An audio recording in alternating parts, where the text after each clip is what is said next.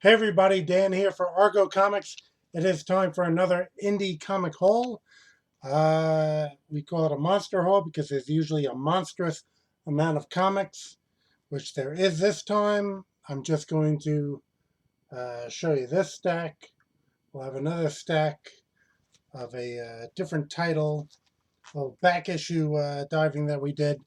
Um, let's see, right here, we actually have I'll jump into my own releases here of Argo 5. This is issue 32, which I already had shared with everyone on Facebook. That is Alex Garcia's cover. He does the interiors. He did the color on the covers. The interior covers were Dijo Lima. Francisco Zamora had done the lettering. You can see the creative team right there. That's 32. As I said, interior artist is the same as the cover. He's quite detailed. He's a bit of a George Perez fan, as am I. I have not posted the variant yet, which is again available at Indie Planet. That's Chain Reaction facing off with Jackknife. Okay, I'll be posting that up on Facebook as well. Same interior artist by Alex Garcia. We also posted 33. Again, it's already listed at Indie Planet. This is the variant, okay? I don't have a copy handy of the regular cover. This is the variant by Bruno Lima. Colors by Giuseppe Pica. The interior, Milton Estevam does the art. Denai Ribeiro does the colors. Francisco Zamora does the lettering. And Milton Estevam does really spectacular work.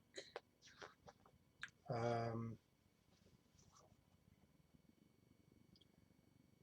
think his work is a little bit perhaps in the Mike Deodato school. I don't want to give anything too spoilery away, but I do really enjoy his work. Okay, so we had that. We also had Impact International. I don't have a copy handy. Impact International #2. Again, this is all on my Facebook or the Argo Comics Facebook. You can see these releases as well. Or you can just go right to Indie Planet and check out all the Argo Comics releases. I will have a link down below for the going into Argo Comics releases on Indie Planet. A Kickstarter book that I had backed was Silverback. Okay, so this is a collection of Silverback comics. Apparently we got some stickers here as a Kickstarter book. Have it personalized on the inside there. It's very nice that it's in here. As some people may know, watching my indie haul videos, I'm not always so hot on people scribbling across the cover, because I appreciate artwork, comic artwork. Sometimes I like to preserve that cover. So I'm grateful that there's a page in here for the creator to sign the book. Again, looking for something not too spoilery, but maybe that has the hero in it. Just to give you a little look at the art style that you can come to expect. Very nice style of artwork. Uh, let's see, up and got a list of Kickstarter backers who helped make it possible. Just seeing if there's a credits page. Now, perhaps as this is a collection. Okay, yeah, created by Richard McCrae. So Richard, I think, does the whole thing here: the writing, art, colors, letters, everything, and he does it very well.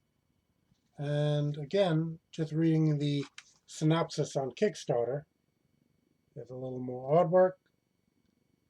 It made me interested enough to pick it up. And here's a good example of artwork.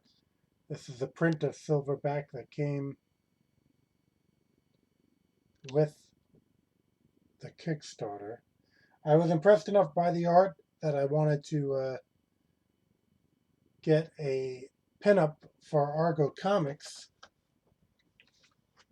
And I have the digital files, but happened to have a print. He was nice enough to print out a copy of the pinup as well. So that's very cool. Shazarath of Argo 5. That'll show up in an issue.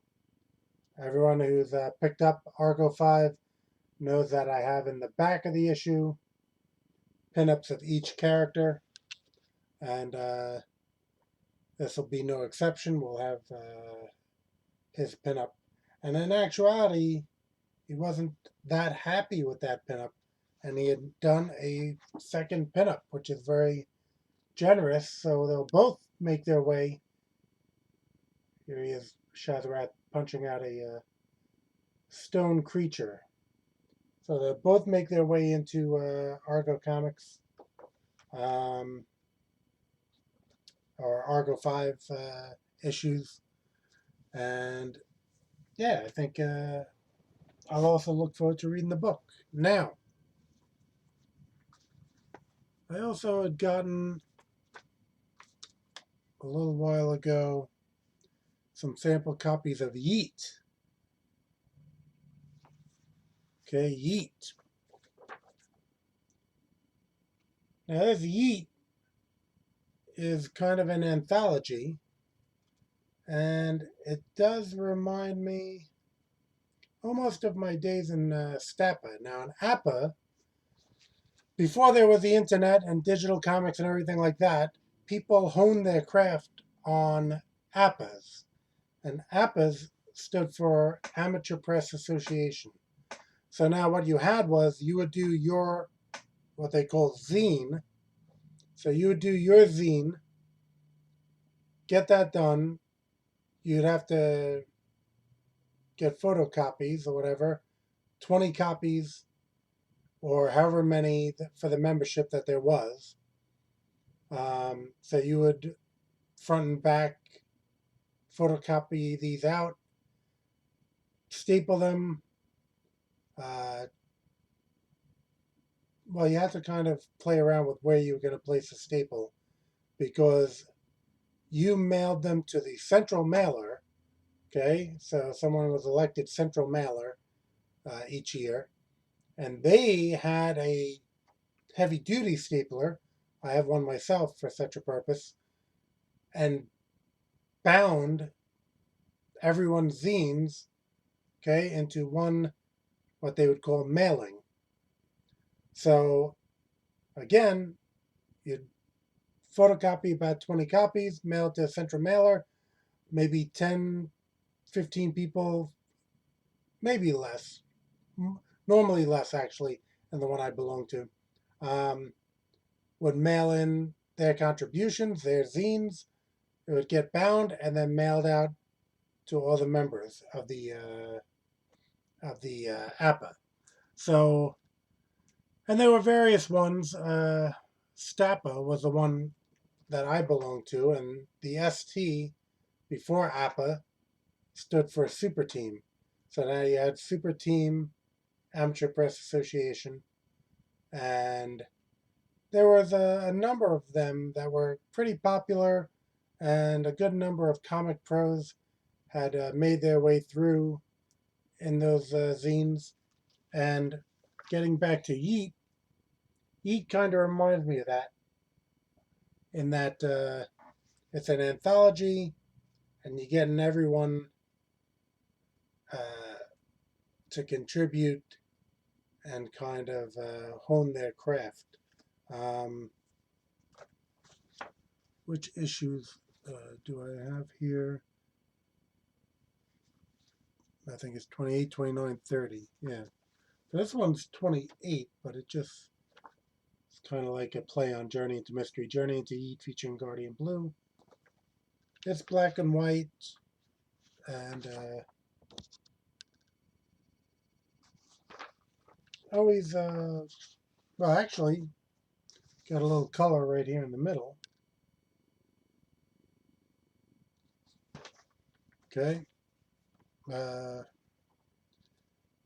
And I found it to be enjoyable, but I don't have, like we're saying, they're up to, this is 30, so as with the Amateur Press Associations, a lot of these stories are serialized, or as with most anthologies, a lot of stories are serialized, so you don't always know everything here. The Candleman, this was nicely done. Some nice artwork there. So that was E28. Again, E29, which has a flip cover here. Journey into Yeet again, featuring Holy War. Looks like an angel and a devil fighting. Let's see. Yeah, it was kind of like a flip book. That Holy War had more pages devoted to it. Yeet 30. Yeet 30 had this story about these, I guess, soldiers who kind of gained superpowers. And it was a good story and everything. I kind of wondered why the artist chose to make all those three soldiers look alike, because they were three different people, but they all had the same kind of half mustache and beard, but they were just a platoon of characters. You would think maybe you'd want to, vary up the looks a bit. I guess originally this was done in color, but it's gray tone here. But again, those three guys, I think one guy maybe has blonde hair. We're in comics. We know how this goes here. They used to say, like, Superman and Aquaman were drawn the same except the hairstyles. Same thing with Bruce Wayne. Yeah, this is the flip cover for that, which I think was a public domain story that was just re-lettered. I saw a Kickstarter for someone doing that. Apparently that happens sometimes since the comic itself is public domain. They kind of take the comic and replace the lettering as a farce. Again, it seems semi-popular. This little fairy story in there as well. So, yeah, I think it's worth checking out. So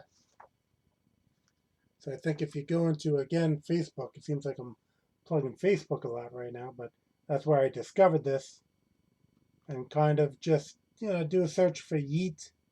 There, comic, and I'm sure some post will show up. Okay, Indie Planet, which is where I buy a good number of my indie comics. Order came in from there. We got Temporal Comics, Heroes of the Golden Age. This is issue 3. So I have issues 1 and 2. Basically, they're doing kind of a handbook for public domain characters.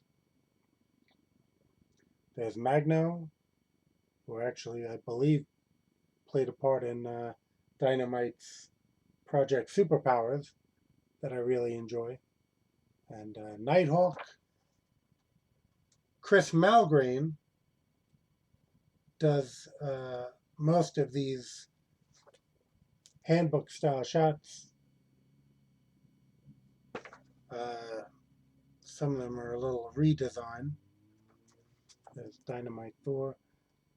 He does a great job of doing these public domain characters, and they have like a smaller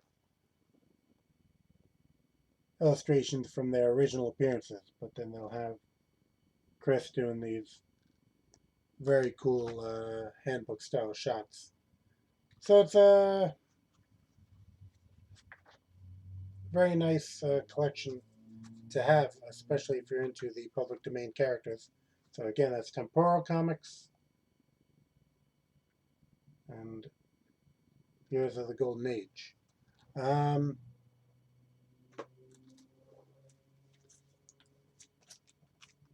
I saw this as well, Who's Who, G-Man Universe.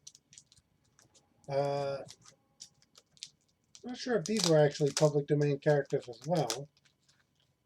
Popped it in the book because it's only a few, I mean, I popped it in bag and board rather because it's only a few pages.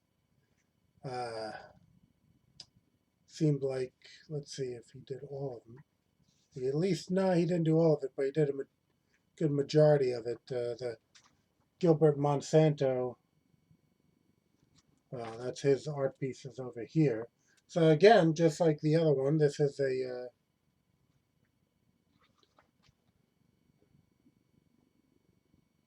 handbook style book.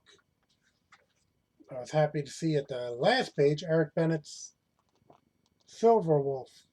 Why did I say so? Steel Wolf. I'm thinking of Silver Wolf comics back in the day. Steel Wolf, right? Got his own handbook style page there. But there's some other reference guide, like Deviation Nation, that maybe he would have had a handbook style page in that as well, because I have that. I can't be sure though. But yeah, that was another, I think it's about 10 pages or so. Talking of Indie Planet and short comics, let's see, Surprising Comic Group puts out a number of like 8-page comics, which I kind of hold off on buying simply because I'd hope that they would collect it into a more substantial collection here. But I checked out this Unbeatable Brick, and I have to say that the artwork is very good within. It's black and white, but very good artwork. Really like the look of that. And then again, another kind of 8-pager or something. The Blue Flame. Yeah, I think this is Luis Rivera doing the cover here. The very, very, very, very cool cover. Cover A, Luis Rivera, which is, I think, the one that I have. Cover B, Christopher Jones. It kind of has like a 2-page intro,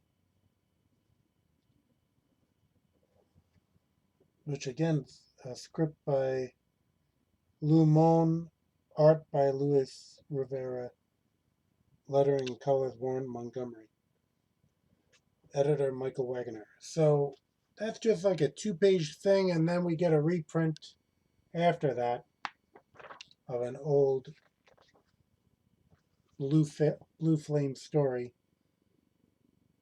Kind of looks a little bit like the Golden Age torch. But There you go, public domain character that you might not have heard of. Blue Flame. Um, so again, if you don't mind that there are like 8 pages or something, this is a surprising comic group.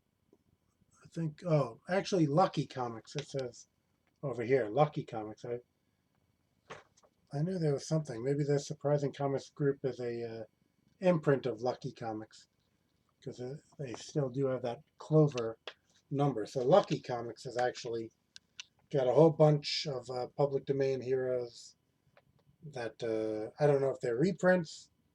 I think Beetle Girl, which is kind of like a Blue Beetle um, variation. She is with.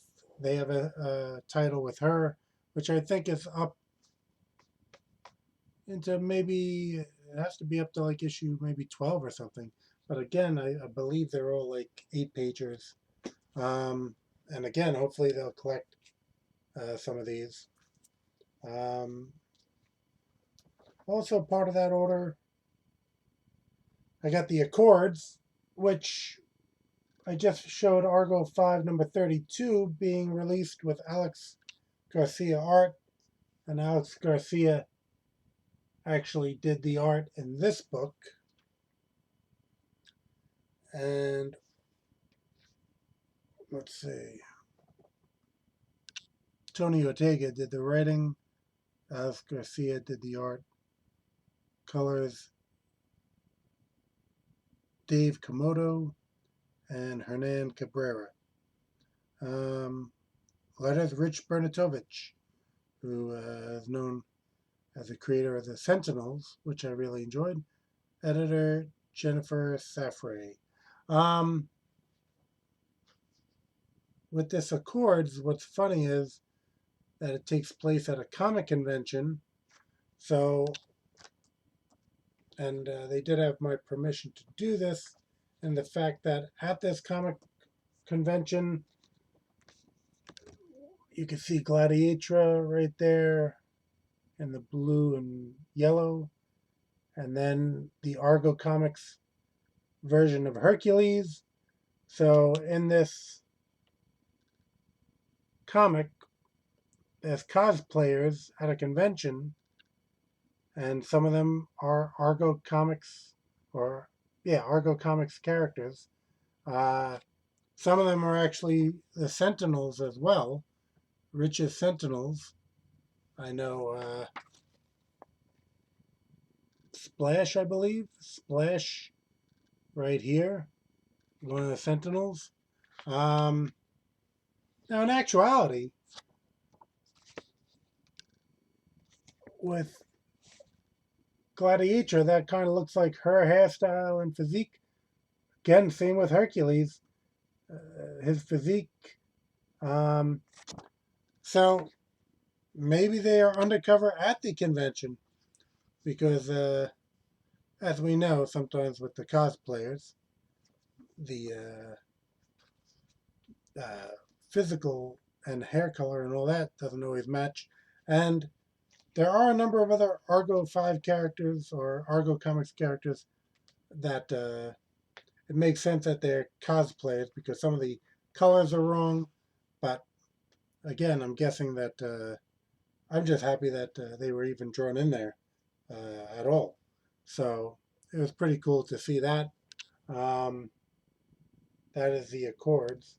But again, that would make sense if they were a little off in cosplay because they may not be able to duplicate the costumes exactly. All right. Okay, Sleuth Comics. I picked up Black Owl #1 at this Paul Pelletier cover, which is kind of what drew me to it. Longtime fan of Paul Pelletier's work. And who did the interiors? Rick Hoberg, I think. No, maybe he's done some other work for them. Christopher Mills writing, Don Seacrease penciled, Rich Burchett did the inks, colored by Matt Webb. So yeah, it looks nicely done. And again, I think there's another public domain uh, character. They may make mention of it. Yeah, I guess they have their own handbook style page, and then they have a little public domain reference below. This is a heavily public domain uh, indie comic haul here, because another public domain, we got the Atomic Thunderbolt, which in this Kickstarter, I got issue 2 and issue 3. Okay, Atomic Thunderbolt, I backed the first Kickstarter, got issue 1. Kevin Powers is the mastermind behind that from TJ Comics.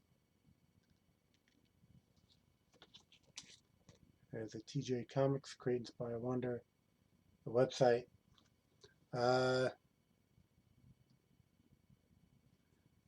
Actually, there's a little redesign of the character within this story because I think he kind of starts out more in his original look. It's even a little different from issue 1. So, oh wait, maybe that's just a redesign. Yeah, that's a redesign right from the get-go. Or is it? No, maybe there's a further redesign that occurs later on. But issue 1 was very good. Kevin Powers, word artist. Raoul Roque, line artist. Donna Gregory, color artist. Special guest stars, David Gordon, Bradley Walker. So that's a creative team for Atomic Thunderbolt. And yeah, the first issue brought him back to the modern times, and I did enjoy it. And I will look forward to the read of the second and third. Just up, look at that. As with Kickstarters, when I say there's little surprises and rewards, we get a sticker here with the new logo for Atomic Thunderbolt. Up, look at this. An embarrassment of riches here.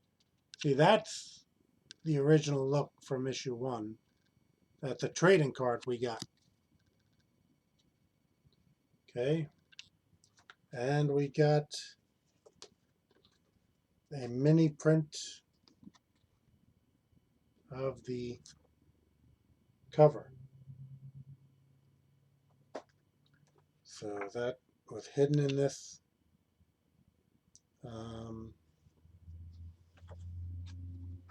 Nope, and I won't spoil the story, but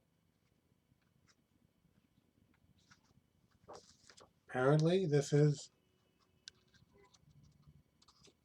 to be continued. So we'll have more Atomic Thunderbolt coming. Oh yeah, let me show you another little snippet of the art just to show you that it is of high quality. Whack! Okay. What gets better than some public domain character giving a good whack to a villain? All right. I think I had picked up the second trade of this Star Power, realizing that I didn't have the first. I think it went through Kickstarter first. Star Power, the ninth wormhole. And again, it looked of high quality. Story synopsis looked good. So it was something that I said, okay, let me just hunt down the first trade, because who's going to read the second trade before reading the first trade? Certainly not me. I don't roll like that. Trade, it's a little hard to show some interior art, but it's a high quality production, this book. Who prints this book? Let's see. Star Power, StarPowerComic.com, I guess. Okay, some people just have their own little. Okay, there you go. Now you can find it yourself. Let's see. Well, we got our cover story here of Spawn 300, Image Comics, of course. Todd McFarlane making it to 300.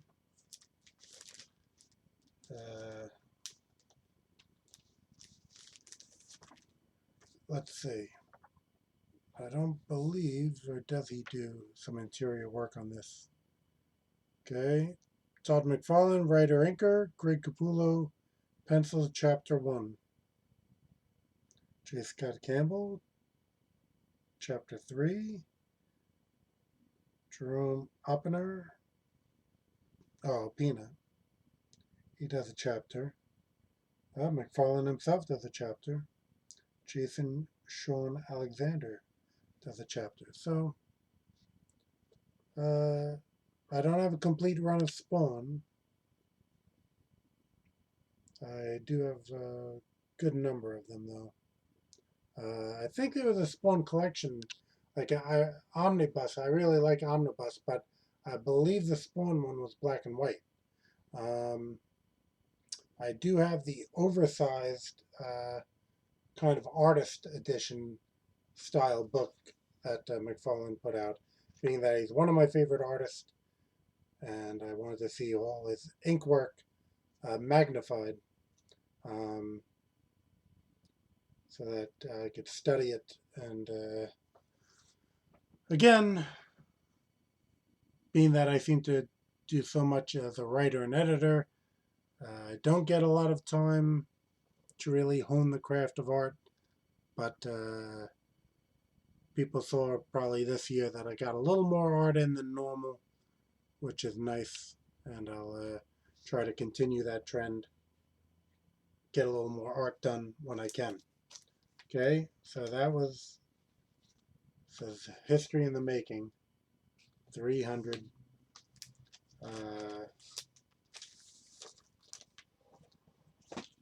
Very cool to see that. Let's see. Yeah, here's a couple books that Keenspot, Superior AOC. Okay. I'd seen the solicit for that. It looked pretty cool. Yeah, we had some nice covers. The interior artwork looked good. I know it's a bit of a political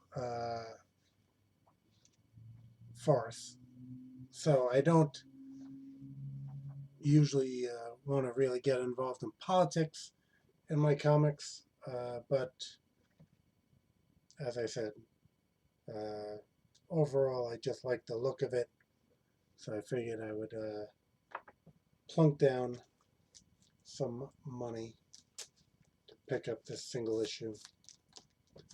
So I got that from Keenspot.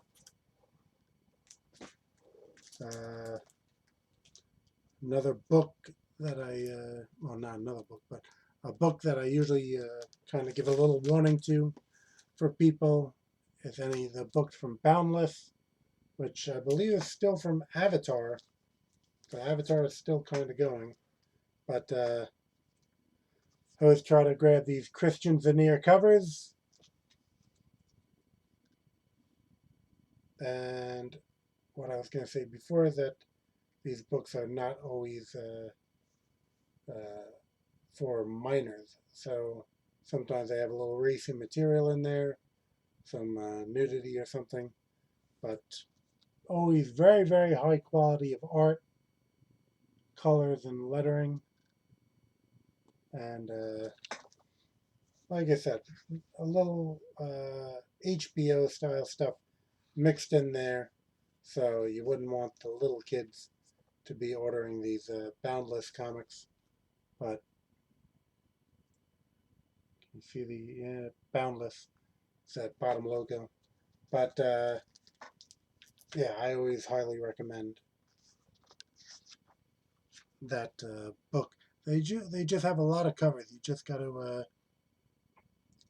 There were a couple months where they didn't show the covers in the solicitations, which was getting me a little upset. Let's see.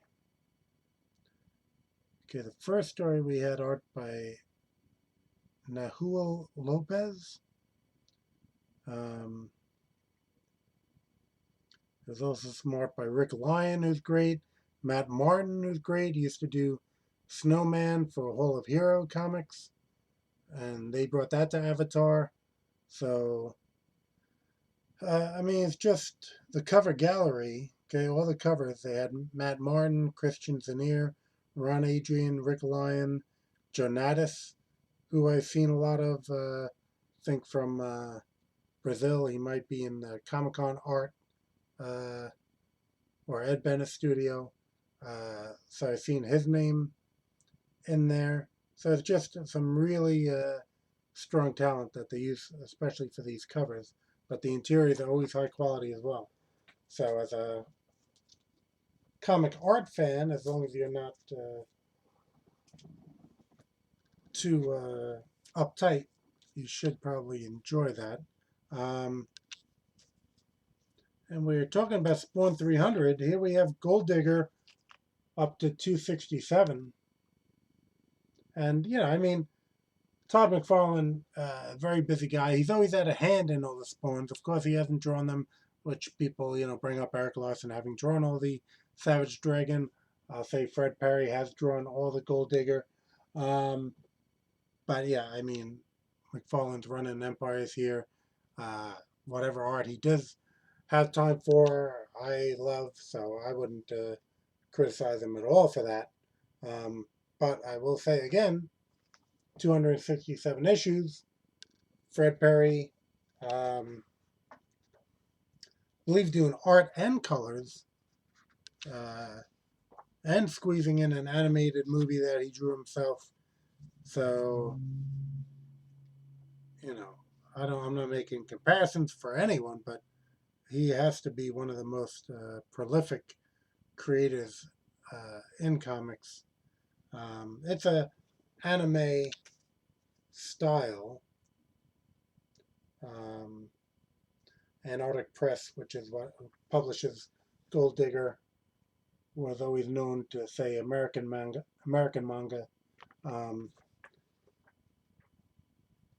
But it is a sort of manga style. But he's just a phenomenal talent. So that's Gold Digger 267. So I've been with them since issue 1.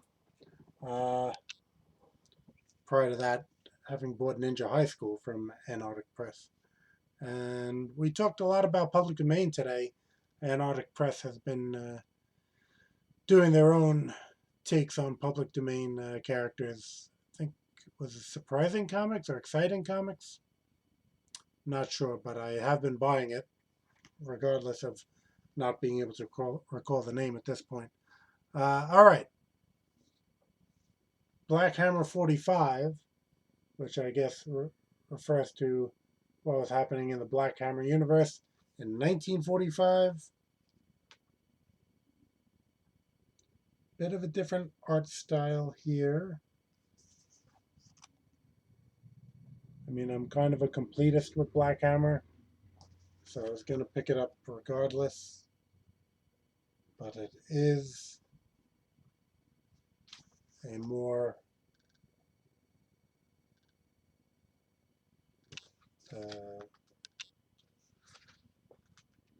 exaggerated style.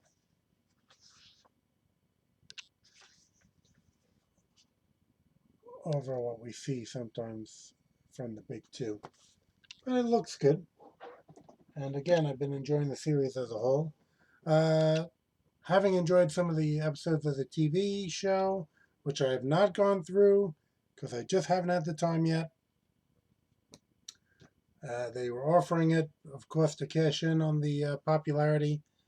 So I picked up this collection of the first collection of The Boys. So again, having enjoyed some of the episodes that I have seen, so let me just take a peek at the source material here. There's Volume 1. Ennison Robertson Schneisberg. So that's the creators involved in this. And I'm sure a lot of you have been watching and enjoying the TV show, so you don't need a ton of explanation from me. All right, now this was, okay, a big bag of an eBay purchase. Okay, on the recommendation of a pro comic artist I was talking to, he was stating that when it comes to the Spirit, that the Warren magazine run was some of the most beautiful work of Eisner's career, because we were talking about, how much we were both a fan of the Spirit. So when he told me that this was some of the best, I decided to do a little hunting.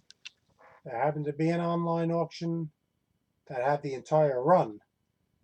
So it actually goes from Warren magazines into Kitchen Sink. I think after like issue 11 or 12.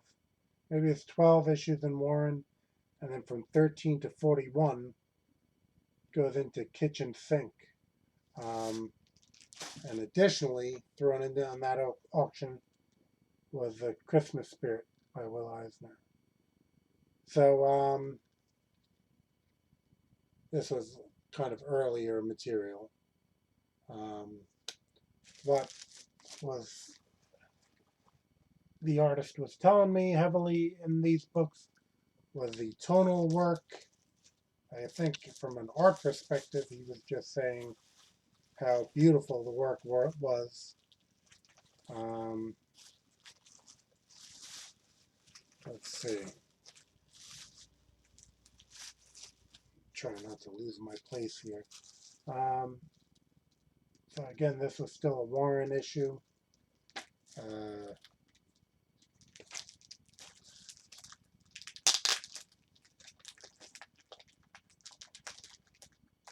Gonna just pop one issue open. I know we don't have time to go through 48 issues. Just let me put this down. Try not to mess this up here.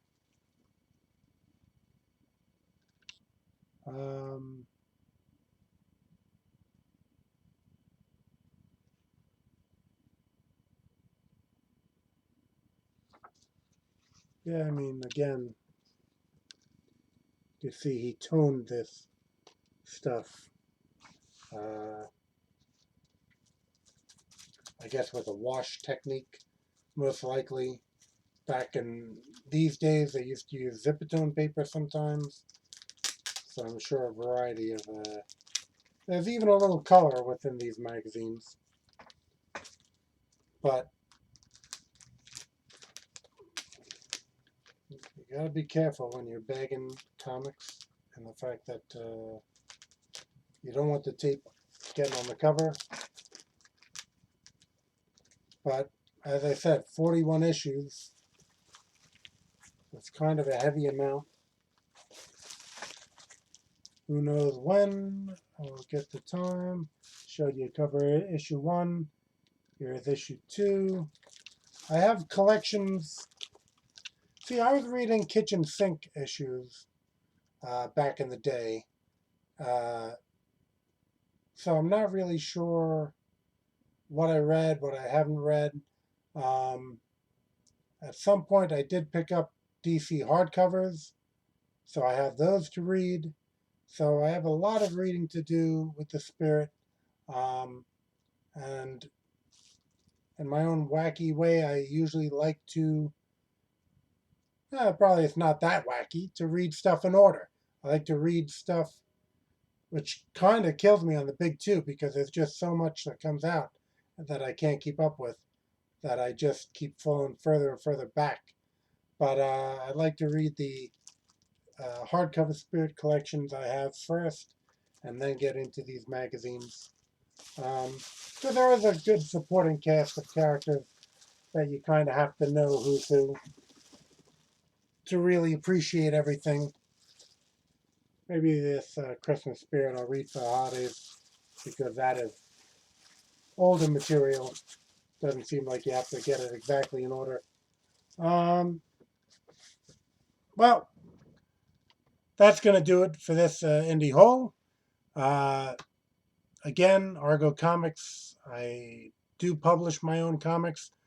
We had the Nature Man Kickstarter, which was funded, and we put out an initial um, digital release of that already. For the backers, one backer had stated that he wanted a little more high resolution in that, so I'm have to work on getting that high resolution done, getting the book to the printer, printing that out. We already have another Kickstarter we're building up for that's Argo Comics Thunder Zone, so that's a creator-owned imprint. We'll have two books, Supercross and Defenders of Europe, from Jerry Hines and a team of Italian artists for Defenders of Europe. Um, that Kickstarter is being built, but I do like to usually uh, have the other books at least in the mail before launching another one, just so that I'm not trying to take advantage of anyone's trust. Again, Argo Comics has been around 14 years, always steady publication record, as you know. Uh, just showing that Argo 5 number 33. We have 34, 35, 36 completed, going to the printer. So, you know, we're gonna deliver the comics. That's not in question. But again, I just want to be far enough ahead of that so that I'm not asking you to overextend yourself for another book if the other book isn't on the way. So that's the update on that. And you can just keep checking out our videos here, checking into our social media on Instagram, Facebook, and Twitter. You can subscribe to this channel below. Give us a like if you like the video.